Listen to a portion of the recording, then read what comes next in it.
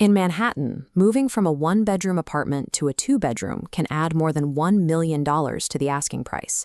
Move from two bedrooms to three, and the jump can be even larger. Singapore has the same problem. A premium three-bedroom can cost nearly twice as much as a two-bedroom in the same broad area. The extra room did not cost $1 million to build. What became expensive was family-sized space. So why does adding one bedroom sometimes change the entire financial class of a home? A bedroom is physically simple. It is four walls, a door, a window, and a little bit of floor space, maybe a built-in wardrobe. The actual construction cost of one additional bedroom is measured in the low thousands, not hundreds of thousands of dollars.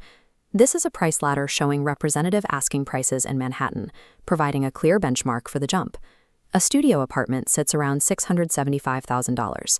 A one-bedroom climbs to approximately $1.1 million. But the next step is discontinuous. Moving to a two-bedroom pushes the price to around $2.19 million, an increase of roughly $1.09 million for a single extra room. Representative rents followed the same trajectory, creating an enormous monthly burden for growing households. In a city of fixed physical constraints, these price steps reflect something much deeper than a simple tally of rooms. This million-dollar gap represents the price of admission into a rare and exclusive market segment, a price tag that has almost nothing to do with the physical cost of construction. This diagram shows the floor plate problem. Developers maximize returns by fitting as many units onto a site as possible, which usually results in a high volume of small units. A single building might contain 20 studios and 21 bedrooms, but only 2 three-bedrooms. This locks in a permanent scarcity of family space from the day the building is constructed. Families cannot easily bypass this by buying adjacent units. The combination process involves architectural reviews, board approvals, and complex plumbing changes. Because the existing housing stock is so rigid, supply cannot respond to shifts in demand. This creates the family formation catalyst. A couple living in a one-bedroom apartment eventually sees their space requirement double, often triggered by a second child. While their need for floor area spikes, their household income rarely moves in such a violent step. The resulting affordability shock happens because the household's required housing product has shifted into a tier with almost no available supply. They haven't lost wealth, they have simply been pushed into a more expensive market category. In Singapore, the bedroom premium is directly tied to microgeography. In premium central districts like Bukit Timah, the jump from a two-bedroom to a three-bedroom private condo can exceed $1.2 million. Move to an outer district like Sengkang, and that same extra bedroom becomes significantly more affordable.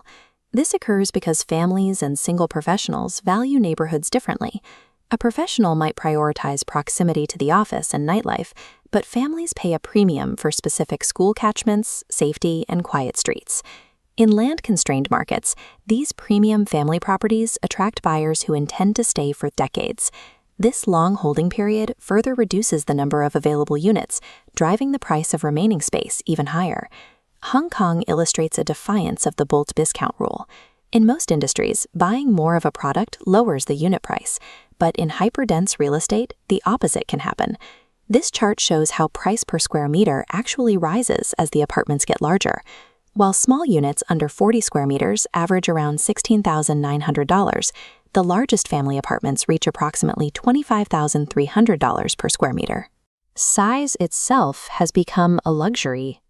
In these dense urban cores, families pay a compounded scarcity premium simply to avoid being pushed out of the city center. Extra space is an unreproducible asset, and the market prices it accordingly. The financial impact of upgrading is amplified by the deposit requirement.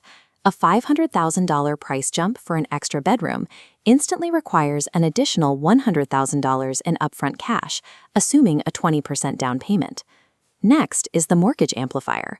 Borrowing the remaining 80% difference adds $400,000 in new debt.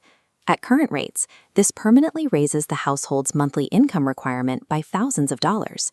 Service charges provide the final blow. Because maintenance fees are often linked to floor area, doubling the square footage mathematically doubles the annual maintenance and utility bills, regardless of the mortgage. This creates a difficult timing mismatch. While a child arrives in months, saving an additional six-figure deposit can take years, leading to overcrowding or a forced move to the suburbs. The extra bedroom represents a permanent recalibration of the household's finances, altering retirement savings and daily disposable income for decades. London families often solve this problem through the house versus flat switch. They find themselves priced out of prime central flats and look toward the outer boroughs. By moving outward, a family can secure a third bedroom, a garden, and parking for a lower price than a central apartment. They are escaping the price curve by changing their geography. Sydney shows a similar pattern, driven by a cultural preference for detached housing. Families often view a backyard and a private entry as essential, putting even more price pressure on houses compared to apartments. This leads to the commute exchange rate. A family might save $1 million on the home, but they pay for it with 50 extra minutes of travel every working day. This is the classic trade-off of the modern city. Families buy cheaper square meters by spending thousands of unpaid hours in transit. A city's elasticity determines the scarcity premium, proving these million-dollar jumps aren't an inevitable law of urban economics. Dubai serves as a primary example. While central Dubai is expensive, the city's ability to add entire new neighborhoods at scale allows outward-moving families to purchase significantly more floor area per dollar than they could in Manhattan or Singapore. Tokyo uses its infrastructure to change the equation. The rail map allows families to trade central locations for larger apartments while maintaining strong transit access. This limits the scarcity premium by making a wider geography accessible to the city center. The true cost of family space depends on a city's physical ability to expand. In markets where supply is elastic, the extra bedroom remains a manageable step rather than a financial barrier. Families are ultimately left with 4 choices. They can pay millions more to stay central, move outward and accept a commute, accept cramped living, or abandon the city entirely. Geography dictates the wealth required for the same basic human need.